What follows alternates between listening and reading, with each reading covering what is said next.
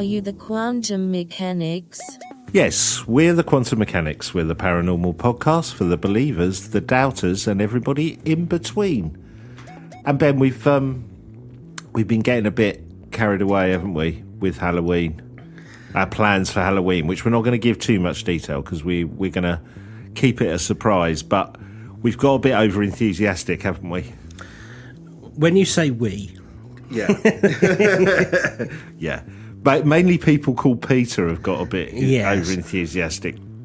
Peter from the Cross Keys has gone crazy with this amazing YouTube and Facebook Live setup that he's building us with multiple cameras and which is putting us under a bit of pressure because it's like, oh my goodness, are we going to be able to kind of fill this space? But we're loving his enthusiasm and we're really grateful to him for what he's doing. So we're excited about that.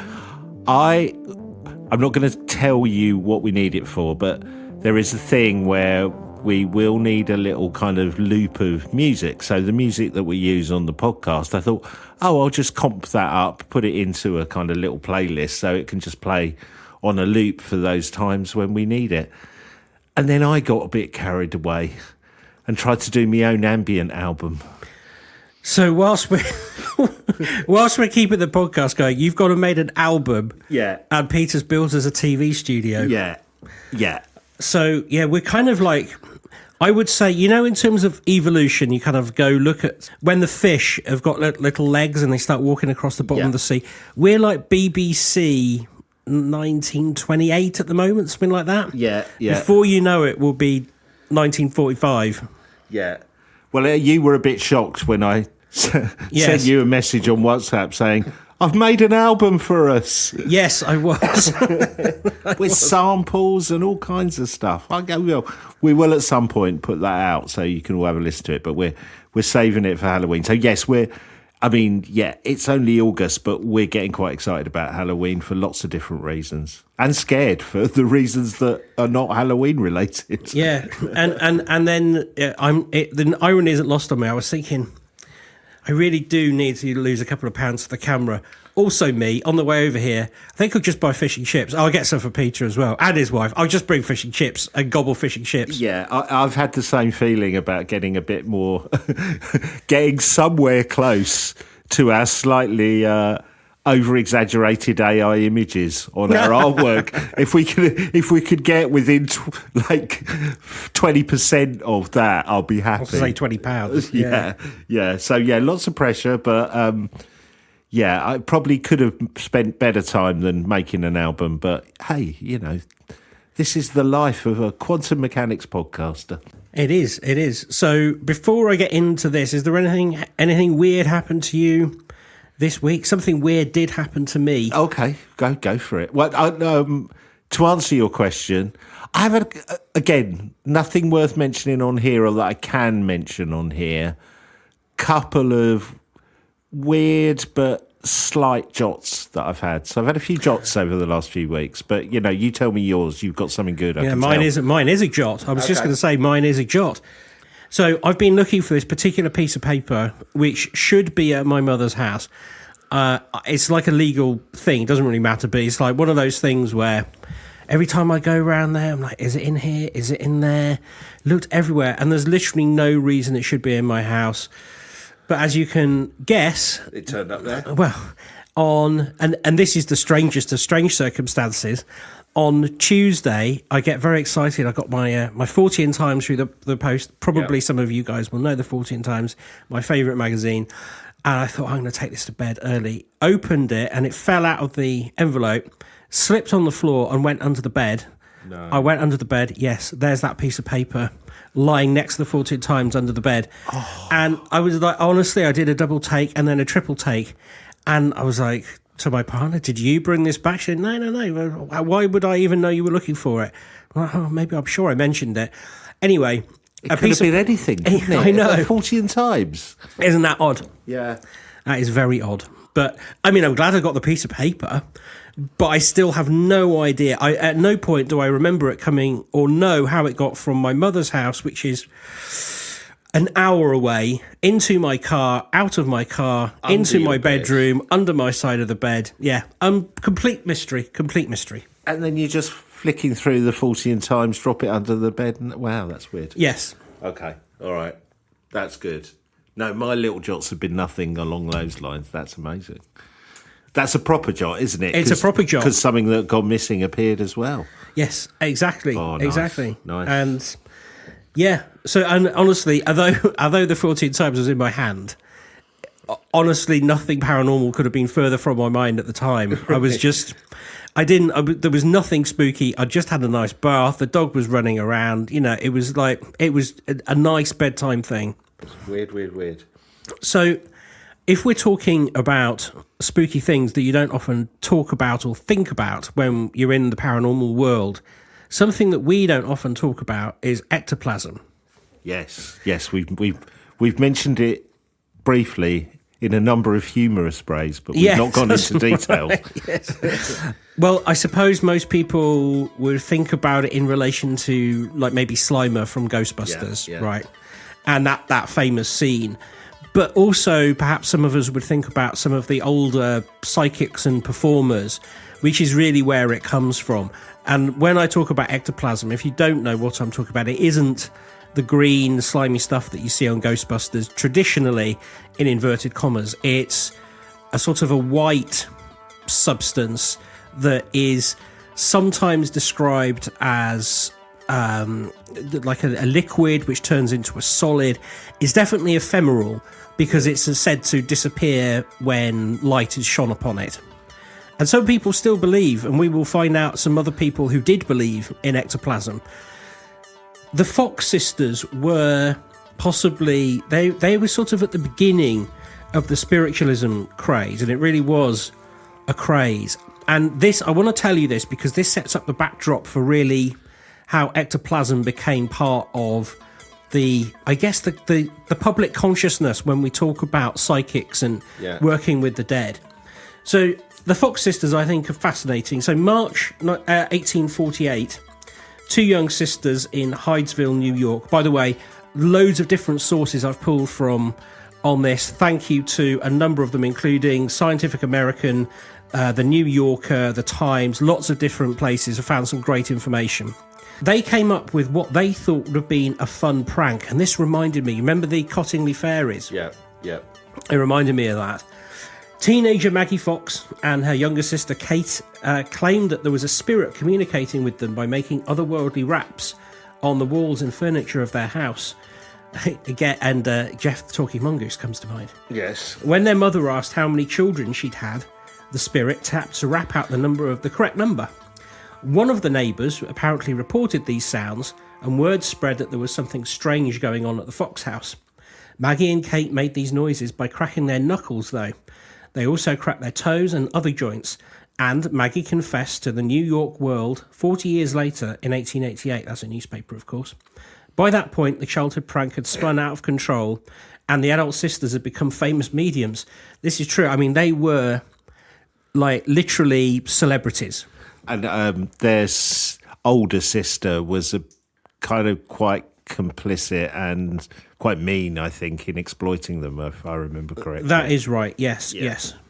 You can sort of trace the spiritualism craze to this period, and partly through these guys in the United States. And my last fact on, because I know we covered the Fox sisters before, the bit that I always think is right is they were the ones who really invented one knock for yes, two knock for no. Yeah, they were, They? That's where that comes from.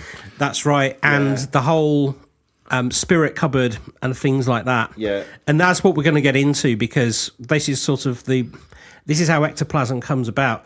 But we're also, like, the Fox sisters paved the way for our other famous proponent of the spiritualist movement, Arthur Conan Doyle, to make an appearance. He travelled the world preaching the merits of spiritualism, which we've covered before. We know about this. And this was largely based on his belief that he'd spoken to his deceased son through a medium. Yeah. And his wife was a medium, right? Oh, she was a large. Yes, sorry. Yes, she was. Not only did Doyle believe that we could talk to the dead, he maintained that manifestations in the form of ectoplasm were real. In the November 1920 issue of The Strand, so he published a lot in The Strand. Yeah. He described the ghostly material as streaky, viscous stuff hanging like icicles from the chin, dripping down onto the body and forming a white apron or projecting in shapeless lumps from the orifices of the face. It's charming, isn't it? Yeah. When touched or when undue light came upon it, it writhed back into the body as swiftly and stealthily as the tentacles of a large octopus. We've all been to the nightclub. Yes, anyway. While Doyle was a firm believer, many others weren't. His friend Harry Houdini, of course, we've covered this many times, he was very much anti this, and he was obviously, as we know, started, I wouldn't say like a personal vendetta, but he certainly went out of his way to shut down some of these spiritualists who he thought were conning people, basically. Well, I remember reading his book on it, and I think you're right. I think he would say in the book that almost he wanted to believe, but he almost wanted to expose these people. These people annoyed him more because he knew as a magician that these were frauds and fakes. But, I was always fascinated with his relationship with Conan Doyle, because they disagreed on so much, but they were still close friends, which I think is really interesting. Yeah, well, you did an episode. Yes. It's worth going back and listening to that. Yeah. But I say this not to go over old ground, but just because it's people like him that give permission, if you like, for the other spiritualists to start using ectoplasm. And then, as we'll find out later, some inventions come along which make it almost important that they use ectoplasm. Okay. So in 1923, Mrs. Elizabeth Allen Thompson began holding seances in New York City. One evening during a sitting, reports claimed something happened in film or gauze which was said to be ectoplasm from the spirit within. For one attendee, a Richard Gallagher, it was his first experience with such a manifestation. So he decided to find out more about the strange substance.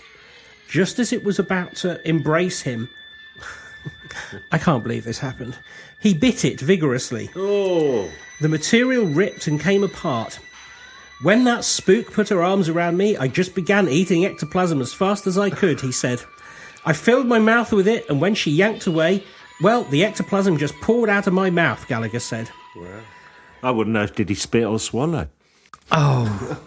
What a strange thing to do. It's taking me back to that story you did about the meat that fell as rain and people were eating it. But ectoplasm's worse. At least meat is known to be edible. You don't know what you're biting into, do you? I think really what he's trying to do is sort of work out what it is. By taste. Yeah. I mean, he said, all I could do was hold on to a tatter that caught in one of my teeth.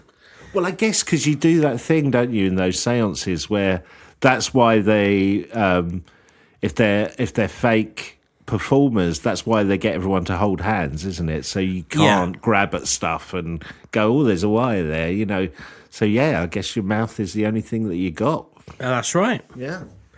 Well, he said he wasn't afraid of the stuff and that he hoped he'd have enough ectoplasm to screen the porch next summer. So I think you can sense whereabouts he's coming from on that mission there. Did he say what it tasted like?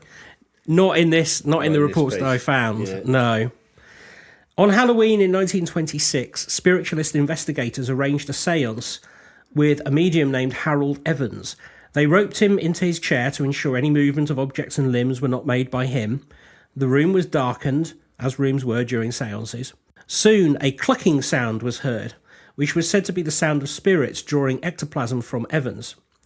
After the voices spoke, bells tinkled, and a draped figure, purporting to be the materialised form of Sister Catherine, appeared, the United Press Association reported. The investigators were ready for it and quickly shined flashlights on the activity, disclosing Evans in his shirt sleeves and stockinged feet, draped in a flowing white overall. The ropes with which he had been bound were a tangled heap on the chair. Evans attempted to tear off the ropes and swooned. Exposed, the fraud offered to give up his mediumship if the matter was kept quiet. This is the end of the world for me, he declared.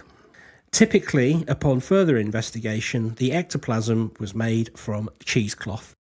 This was common practice. So some of the photographs you will find, they've even got little faces in them. Have you seen that? No. If you Google ectoplasm, you will find some people, and they've got it coming out of their mouth, and there'll be like a little picture of a person on there, like a face or something, as if it was contained within and looking out. Yeah, the thing is, when people started taking photographs of these sort of in the dark with a flash, the biggest problem was that it was obvious that these things had been cut out from magazines, because you could see the cut marks around the paper. Right. And the medium had never counted upon that, because they weren't used to the medium, if you'll pardon the expression, of photography. They are just passing it off in a darkened room. And they get skilled at pulling this ectoplasm in and out of their mouth. We've all seen the magicians who can hide, scarves or whatever in their mouth. It's the same trick. Yeah.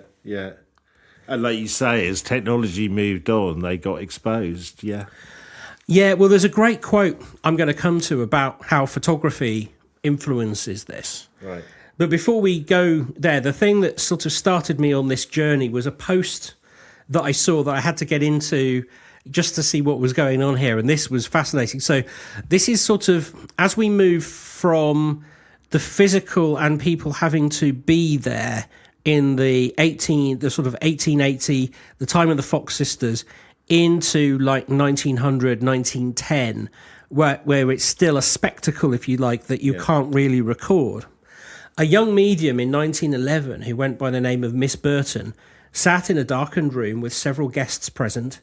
She was a lady that grew up in the South and was said to have no formal education when her powers were discovered by spiritualist Dr. James Hislop. Hislop claimed that she was one of the most powerful mediums he had ever come across.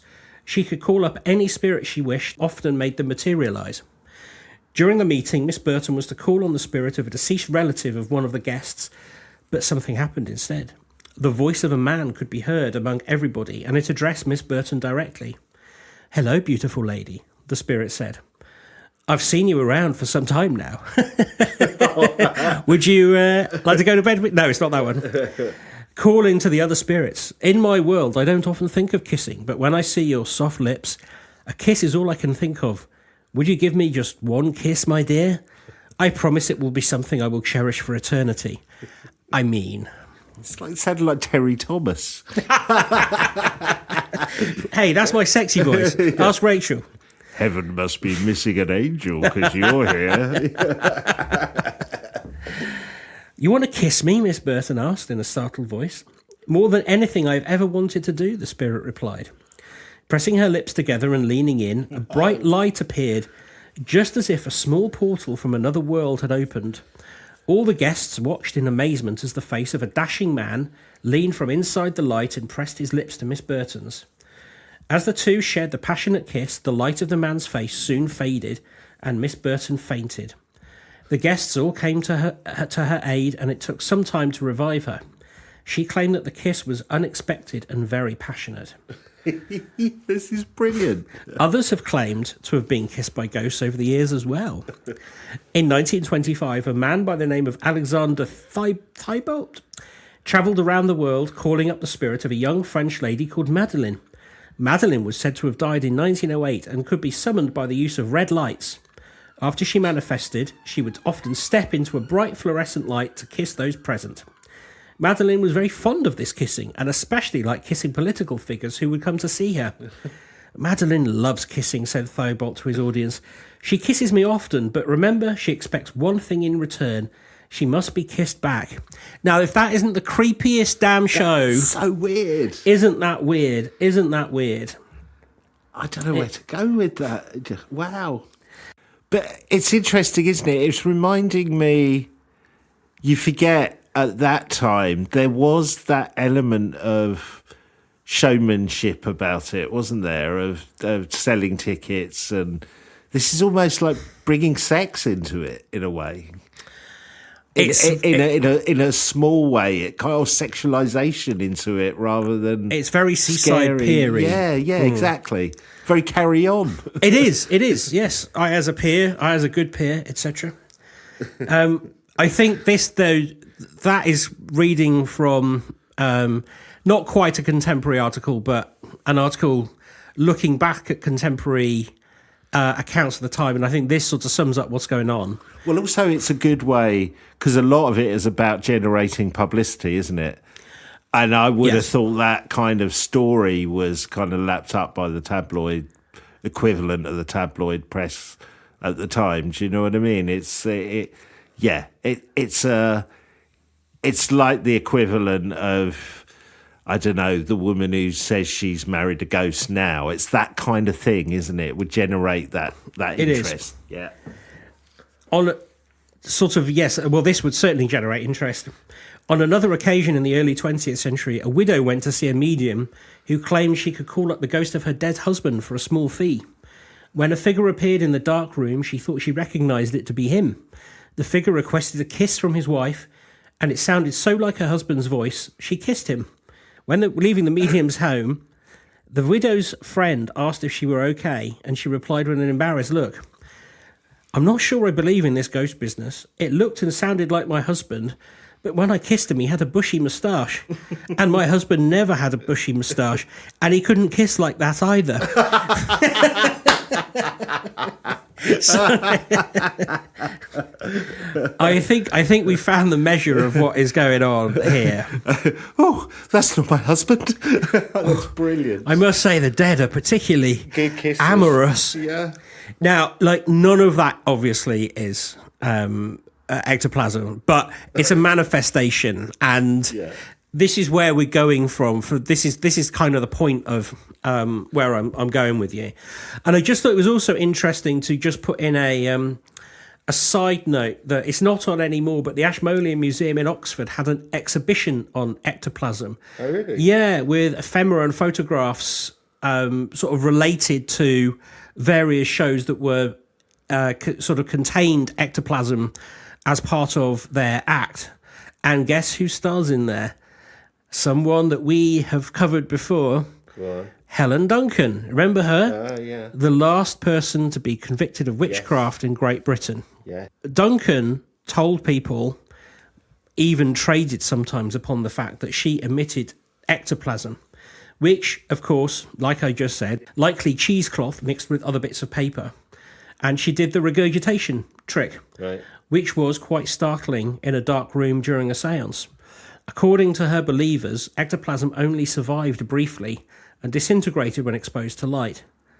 Photographs of Duncan showing long lengths of ectoplasm tumbling from her mouth, or more unnervingly, connected to an eerie doll-like figure that hovers nearby, are part of the exhibition that was on at the Ashmolean. But also you can see them. But if you Google one of the pictures, this is why cameras ruined it. It looks like she has crudely fashioned a man's face out of papier-mâché and gone, that'll do. Yeah. And then... Because it would have. As soon as you take a photograph of it, it honestly looks comedic. Right. The reason that I got this idea from this, it comes down to this guy, Carl Schoonover, who wrote for the exhibition, but he's also an art journalist. And he said, the peculiar content of ectoplasm pictures appears to anticipate a shift in popular understandings of photography by exploiting two integrated and interrelated ideas about the medium. First, these images accentuate the camera's ability to record what is otherwise too fleeting for eyesight to register fully. Yeah. Second, they attribute the documentary strength of the photograph to its indexical nature, the physical connection it shares with the world it represents. So what he means is people, first of all, take it as face value, as in, well, if it's on camera, it must be real. Yeah. And then as people's understanding advances, they go, oh, well, I don't know then. Because he says, whereas in 19th century spirit photography, the camera purportedly revealed ghosts, the ectoplasm images use the camera more as a witness to this supposed physical reality and align more closely with our modern ideas about photography as a way of seeing. Camera doesn't lie. That's right. That's the kind of vibe. Whereas now it kind of does every day, every hour of the day. But that's right. And it starts off as a tool with miraculous powers. It reminded me very much of when we were talking about the red, the red color spectrum night sights, which when we were covered. I can't remember the name of the material now, but the alleged happenings was that people were using these, testing them in Vietnam, and seeing spirits, and seeing monsters on the top of trees and stuff. And again, it feels very similar to me in terms of the way that human mind reacts to these things. So it's new, it's unknown, so it's almost, it instills some either paranormal in a small p. Fantastical, mystical element to it because we don't understand it. It's probably a bit like there's a bit of that going on with AI at the moment, isn't there? Yes. There's always catastrophizing about it. Yes. It's that kind of principle. And he's saying, that's interesting. So these kind of ectoplasm reveal pictures, that takes you from the camera being this kind of novelty and having superpowers to, it doesn't lie. It's almost the next stage of the narrative. Yeah, totally. Yeah. We're seeing that a bit now, I think, in terms of the paranormal with YouTube. You know, the people who've been, would post what they said were ghost encounters, and now you've got the debunkers who will go kind of analyze it frame by frame and go, they've put a video mask here, and that's a lighting trick, and that cut there is where somebody was able to get out a shot who was in it. You know what I mean? It's almost like social media is now going through that phase with the paranormal, that people who could make these fantastical videos and everyone would go, oh my God, their house is haunted. Now there's people out there going, well, no, look at the technology. They're just doing this. Yeah. Yeah. Actually, I think that's a really good point. Yes. When YouTube came along, when I first saw YouTube videos, it never even occurred to me that people would fake videos. Never even occurred to me. Yeah. The most video faking I thought was like people doing, pretending to fall into a wedding cake for UB frame. That was what I thought video faking was. So yeah.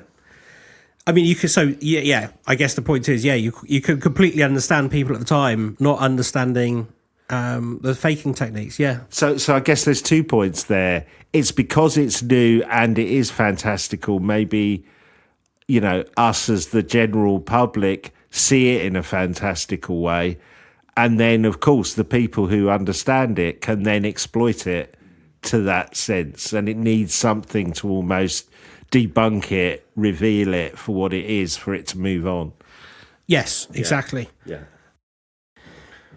Clearly, Duncan was taken seriously by Doyle and others, and certainly by the law. She became the last woman, as we said, convicted under the Witchcraft Act. Do we remember how she was convicted? Because I've got it as a note, just in case. We did cover it, but I can't remember now. It was after a séance where she allegedly made contact with a dead sailor before the loss of the ship was public. And this was perceived as a breach of wartime security. Right. And then that led to a further investigation, and this sort of fraudulent witchcraft was coming up. So it's more like fraud, really. It wasn't really the witchcraft. I mean, they got her with the Witchcraft Act, but... Yes. Yeah. Although, apparently, even her sort of most fierce critics, they were very upset about the conviction because... they said it was against civil liberties and particularly religious freedom, which is one of the reasons why the act was abolished. And she went to prison, I remember. She did, yes. Yeah. This is a very good article I got from an academic site, PSI Encyclopedia. Never heard of it before, but it's a UK one. And this sort of takes us a little bit further into... I suppose I was going to say the problem with seances, but I guess people's confusion about them. And it concerns a Mina Crandon, née Stinson. She was better known by her pseudonym Marjorie. She was an American seance medium who was frequently investigated in the 1920s. So she did stuff like levitations, like stage levitations. Right. She did psychokinetic phenomena, so making things move from a distance. And her mediumship, it's sort of pièce de résistance, was this direct voice of a male individual that seemed to originate independently of her voice. The Marjorie case, the last major episode of its kind, became the subject of public controversy, with some investigators judging it as one of the most powerful mediumships, some undecided, and others convinced of fraud. Right. So it's very similar to the Fox sisters. She's born in 1888 in Princeton, Canada, the youngest of 6 children, and grew up on the family farm. And she was closest to Walter, her elder brother, by 5 years. He was a railway worker who died in 1911, aged 28. He died when a freight wagon toppled off the tracks and crushed him. After completing her secondary education at the age of 17, she moved to Boston, where she worked as a secretary for the Union Congregational Church. She was an accomplished cello player and performed in the church orchestra. So, a pretty standard life, really. Yeah. In 1910, Mina married Earl Rand, a grocer. It's a good name, isn't it? Earl Rand, I like it. With whom she had a son, John, and he was born in 1913.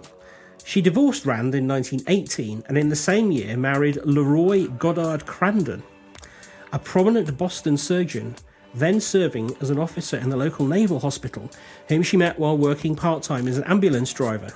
Crandon had been married twice before and was 14 years her senior. He taught at the Harvard Medical School, and he'd authored a textbook.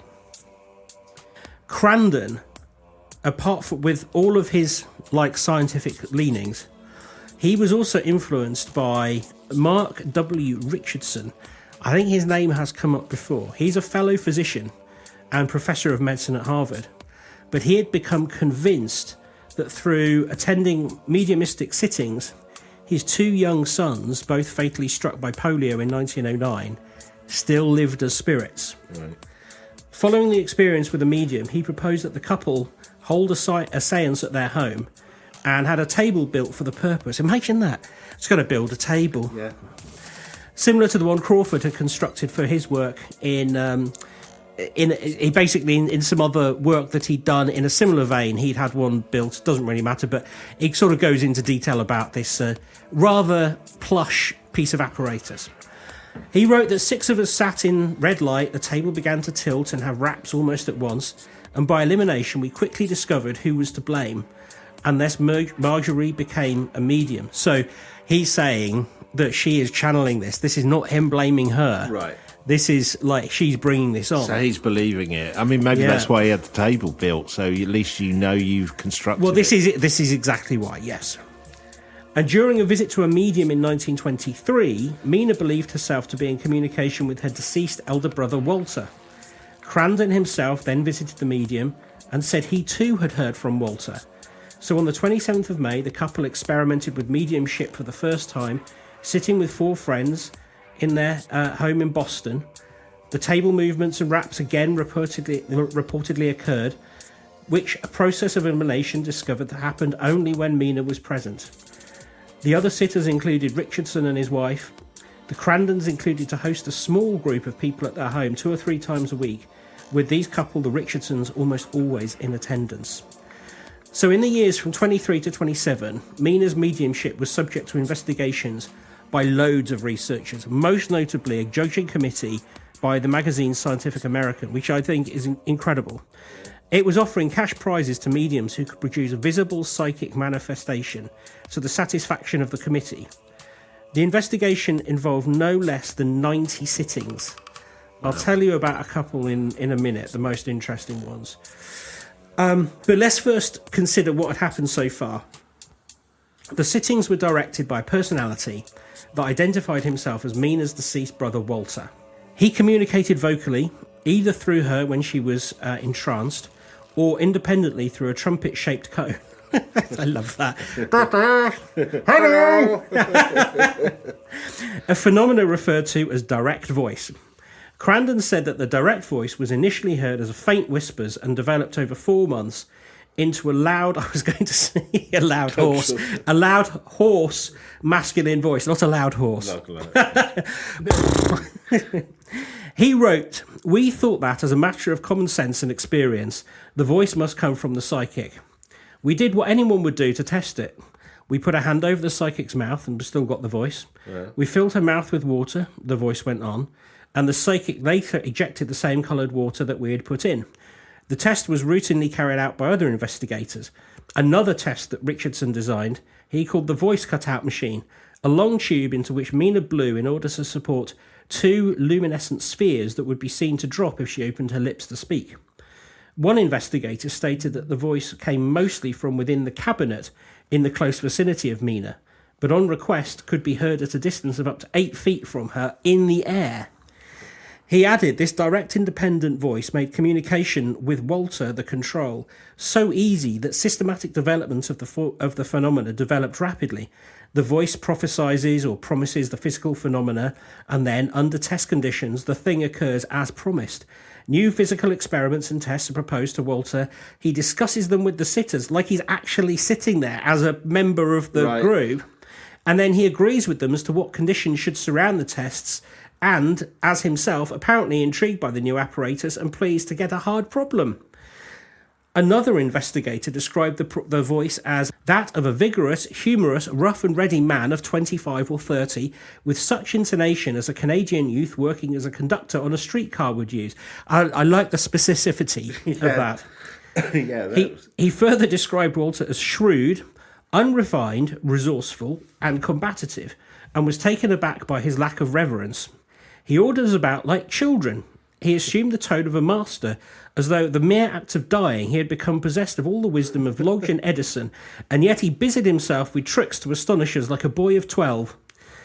It's quite an admonishment, isn't it? Yes, I know. The voice was often noted to emanate from different parts of the room in quick succession. One regular sitter stated that the voice was as clear as that of any person in the circle. Wow. Again, this coming from any part of the room, I can't help thinking about Jeff. I mean, there's some common kind of tropes coming through with this stuff. Yeah.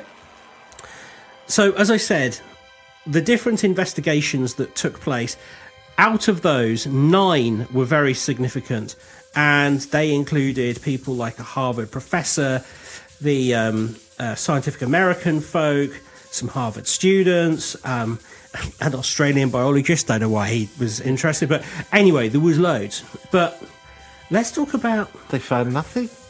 Well, let's talk about 2 of them. So William McDougall, he's interesting. At an early stage, Mina's mediumship came to the attention of the eminent psychologist and parapsychologist William McDougall, the head of Harvard's psychology department. He began to investigate, assisted by Harvey Helson, a doctoral candidate. They were particularly interested in the effect of Walter stopping clocks in other rooms on request.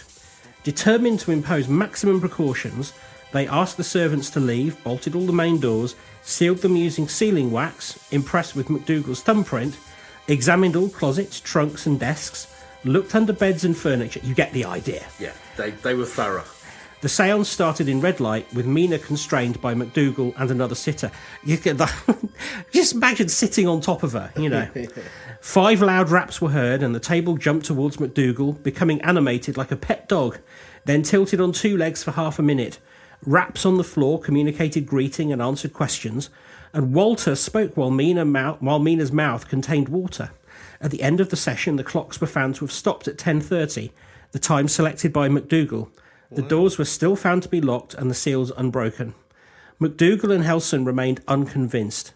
In a later meeting with Mina, McDougall asked her to explain the presence of a thread, which Helson said he had found tied to a stool, which was subsequently seen to be levitated. Mina identified the thread as having unravelled from the fringe of a carpet. Confronted by this evidence, Helson denied having said that it was attached to anything, and made his apologies for having made any accusations. In the end, they could find no reason not to believe them, basically, and had to capitulate and say, "This to us looks good," which I think is extraordinary. There was never any debunking of any of this stuff. Yeah, there was. Okay. While the Scientific American investigators were debating their decision, SPR researcher Eric Dingwall was invited to Boston to give his opinion. Dingwall held 13 official sittings in January and February. Some were They even invited some clergymen.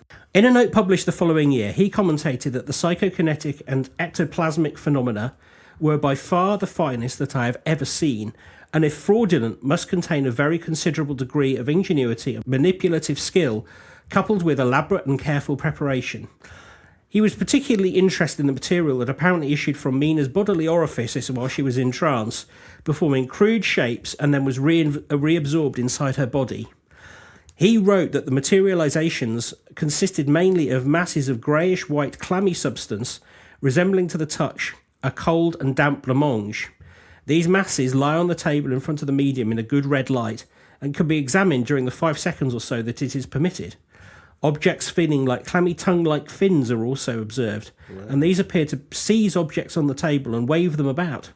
Ill-formed hands are often seen covered with greyish or white wrinkled-looking skin, and these formations are all apparently attached to the body of the medium by bands or cords, with which to the touch appear gristly, and in places clammy and viscous with knobbly extrusions. So kind of like an extension of her body, putting this stuff out. Yeah. And then taking form when it's out. It took him 3 years to come up with a report, really. He did write some things before then, but he put together a full report. And in that report, he did give full consideration to the possibility of trickery, arguing that much of the phenomena he's witnessed may be duplicated by normal methods. His suspicions were further aroused by the Crandon's objection to certain conditions imposed upon him. Also, the resemblance, first suggested by McDougall, of the ectoplasmic hands to animal lungs. Right. In the absence of any obvious motivation for the couple engaging in persistent trickery, he stopped short of accusing them of fraud. But that is because he didn't have the smoking gun. Yeah. But he did not believe that this was something paranormal. I was interested by the quote that said, this stuff that was appearing on the table, they were allowed to touch it or explore it, but only for a short period of time. That immediately you kind of go, why? Well, this is very much the point. Yeah. And there's a rejoinder to that report where Leroy Crandon comes out and basically says he has made no credible accusations. I'm sort of putting words into his mouth here, but he's saying there's no credible accusation that we can't debunk. But the debate rages, and in the end, it was left almost gentlemanly and said, "Okay, the matter will be satisfactorily resolved one way or the other by future investigators." So they sort of bowed out. Yeah, they sort of went, "Okay," because it would have been quite poor form to just say you're fake and provide no evidence, because this is kind of their living at this point. I don't want to go through everything, but basically, it comes out every time somebody investigates and goes, "Can I do this or do that?" If it's a condition they don't like, they won't do it. But nobody has a really good explanation of how they did it. That's the only thing that is peculiar. So it's really the voice thing that they are most perplexed by. Yeah. And again, I don't want to keep talking about the mongoose, but again, that's very similar to the mongoose. So pretty much the investigators, the ones who debunk, they say, yeah, we can probably see how this is made of animal lungs and this is made with, cheesecloth or whatever, because a close-up magician, it looks like magic, doesn't it? You don't know how he does it. They say that's how it is. That's the point. And I don't know of any magician who, without technology, could make a voice come from around the room. There used to be people who could throw their voice, but that was either people hiding or like ventriloquism. You can't really make your voice appear like it's coming from 8 feet in the air. Or the other explanation is that people just believed that that's what was happening. But there's a solid case that I can put to you where something does go awry for them. That's fascinating. Between June 1926 and August 1927, dental wax prints of Walter's thumb were obtained during sittings in dark conditions. A collection of some 50 prints collected by Malcolm Bird and E.E. Dudley, a fingerprint expert, also included thumbprints of Mina and various sitters, apparently for comparison purposes. An attempt to find a match with a partial print left by the living Walter were inconclusive, as the latter was not sufficiently distinct. In 1932, Dudley discovered that thumbprints of Walter, both right and left, had been taken in 1926, but they matched those of Frederick Caldwell, Mina's dentist, who had been present at the very first sitting together with the Crandons and the Richardsons, and who had supplied the wax. So this idea of, he's manifesting to such an extent that we can take his fingerprints. Yeah. They're being quite clever and using the fingerprints of somebody they don't think will check, won't get checked. Why would you check the fingerprints of a dentist? He's a trustworthy man. He provided this material to try and, prove some evidence, but they use his thumbprints. So he could have literally done that before the sitting even took place. The implication isn't that it's him, it's that she's chosen because he delivered the wax. Yeah, they've taken his thumbprints and passed them off as Walter's, right. Because no one would think of testing him. Yeah. So they kind of like, well, we've tested everybody else. We can't think of anybody else it could be. It's got to be Walter. Yeah.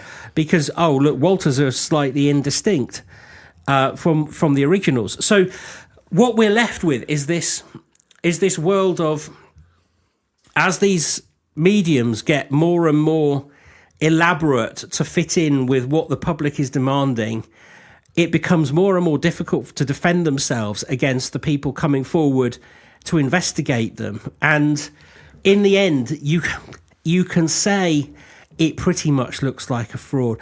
But they came back on the thumbprint thing and said, well, we just didn't realise. We thought that was Walter. Sorry about that. And what are you going to say about that? You're like, it was an honest mistake. It could be. It doesn't seem likely, but it could be. But you end up feeling, yes, of course, there is deception in this. But let's go with her being just this incredible performer and magician. Yes, they're all good magicians. Yeah, amazing skill, and to actually, like the voice trick, to develop a voice trick that actually no one can disprove. Brilliant. Yeah, I just want to illustrate to you my point before about photography being that is the thing that exposes this as something which hasn't happened. And I want to show you this picture, and this is a good example. That is some ectoplasm apparently being emitted. Right. And you can see there, it's coming out of her nose, and it's got little pictures in there. Yeah. Well, this is an example of, if you zoom in on those little pictures, you can see they're cut out of a magazine. Right. So you can see on the outset of that, if that was in red light... Yeah, because I'm looking at it from a bit of a distance, and it's like, if you squint your eyes or darken it, that would look amazing. It would. I mean, describe what you say. It's like... Well, it's almost like... it's huge. Like an apron, as Doyle said. Yeah, the ectoplasm is kind of bigger than the medium's head. It's coming out of her nose. And like I said, I'm at a distance and I can see a face with a nose and a mouth that seems to be embedded in the middle of it. It's amazing. And you can see they've deliberately chosen this face here. There's like 3 or 4 or 5 of them. And this one here is wearing a mask. Yeah.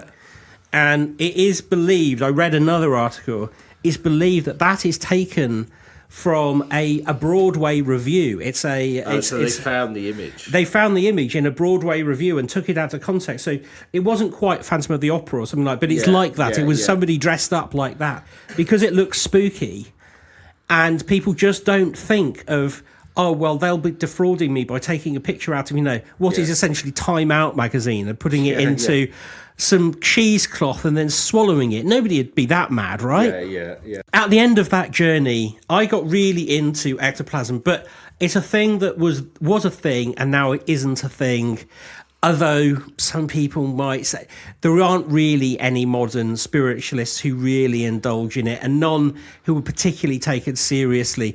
We've definitely moved on from there. The most mysterious thing in the same vein is probably now like angel hair and things like that, although that's from a different phenomena. Well, it's become orbs or something like that now, hasn't it? It has, yeah. So it sort of starts with ringing a bell and raps and knocks and ends up with you chucking cheesecloth down your gob. Yeah. And pretending, and then, and if this other case is true, like animal parts and all sorts of weird things. Well, it's almost like once you go down that road, you've almost, well, like a magician. You have to up your game, don't you? You have to have something new, and then everybody jumps on that. And yeah, you do. That particular one is taken. That one did come from Wikimedia Commons. That is a séance, Hamilton House on June 27th, 1932, and it's coming from Mary Marshall's nose. Wow. I mean, it's not, but it is, but it's not. But yeah, I thought that was really fun, and people manifesting things. And I think what we could take from it is, if you're asked to kiss a ghost, just check his moustache. Yeah. Well, you can always get an ectoplasm hanky made of cheesecloth to wipe it off with afterwards. Yeah. I love that when you said, I've got obsessed with ectoplasm. You're basically saying I've got obsessed with cheesecloth. I don't think I've told you how much I love. The other day, I think I might have told you, I bought a really large block of WikiHow cheddar because it's on special offer. And when I say really large block, like, it makes a noise, it makes the fridge slightly groan when I put it in the fridge. And I just can't walk into the kitchen without going, I might just have a little slice of my WikiHow cheddar. And then, because this is the sort of person I am, 2 nights ago, I found, like, how do you make WikiHow cheddar? And there was like a tour of the caves. So I was like, well, I definitely need some WikiHow cheddar to watch this. So I sat there eating my WikiHow cheddar, watching WikiHow cheddar on YouTube. There you go. And Rachel was like, just go to bed and stop being so fat. So, that's my life. You've had a week of cheesecloth in various forms. I have. But no, I love that. And I love that period of time. Fox Sisters, Houdini, Conan Doyle, Victorian seances. I don't know. I know people were ripped off. I know there were really unscrupulous people who were taking advantage of people's bereavement and getting themselves written into wills and stuff like that. The performance side of it, the magic of it, it's the way to think of it, close-up magic, I think. Yeah, the close-up magic, the invention of it, and the performance of it fascinates me. It's just, there's something really intriguing about it. And yeah, brilliant. That's so good. We were much more innocent then. Now, this is the problem we have in the current times. You could have a face talking out of the back of your skull, and people would go, "Oh, you've faked that somehow." Yeah, but then there are, but I think that's true. But I think we were talking earlier of lots of YouTube videos and videos elsewhere of people saying they've got haunted houses and using the modern day equivalent of these kind of tricks, and people do believe. And I'm not saying. Yeah, I'm sure people do capture something genuine, but it's reminding me of that. I was watching some debunking videos of a channel, and it's almost as they were debunking one channel. I can't remember the name of it. But as their videos have gone on, they've got more extreme of now they've got cameras who are disappearing through portals and coming out in different rooms. And it's reminding me of ectoplasm. It's like we've got to up that game, and then the debunkers are like, well, this is... So it feels, in a way, this is the closest the YouTube, my house is haunted versus the debunkers is probably the modern day equivalent of Conan Doyle and Houdini. Yeah. I think you're right. And I suppose more than anything, I would love to know, what was the trick that they used to do the voice, Walter's voice? Yeah. Because then I might get a bit closer to my particular love, which is obviously the talking mongoose. And whilst I was investigating this, I found out that Helen Duncan was very good friends with Nandor Fodor. And that brings us straight back to Jeff the Talking Mongoose, everything we love, the key tropes. I swear to God, once we've worked out how to do T-shirts, we're going to have a Jeff the Talking Mongoose t-shirt. And I want one where it presses a button and it says different phrases from the podcast, but one of them says a Jeff thing, and the other ones say, I've been to a nightclub in Cheltenham, or whatever it is. Well, we could get some memes going. But yes, anyway, that is brilliant. My presentation, and that is what it is. Thank you very much for listening. I enjoyed that. If you have a premonition that you might like to help us out, perhaps you dream it, you can. You don't have to keep it a dream.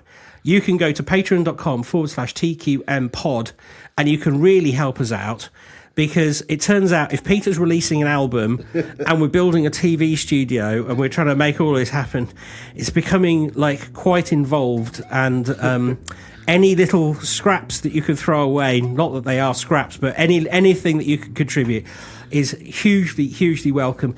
Even if you just join us for a couple of months and enjoy the love and then go away again, we'd love to have you, because it's a lovely family, and we love everyone that we talk to. So that is all I have to say about that too. Yeah, and if you want more ectoplasm, we will be on Patreon with our extra scoop. So go there now as well. So not only can you help us out, but there'll be extra content there as well. Oh, yes, and one thing before I go, I want to say thank you. I can't tell you their name because they left an emoji instead. But whoever gave us the 5-star review but said it should be 10-star on Apple this week, I love you, brother, sister, whoever you are. Thank you for doing that. You made my morning on Wednesday when I read that. Thank you. Excellent. Okay. Well, look, we will see you next week with more quantum mechanics. Thanks for listening. Take care. Goodbye. Bye.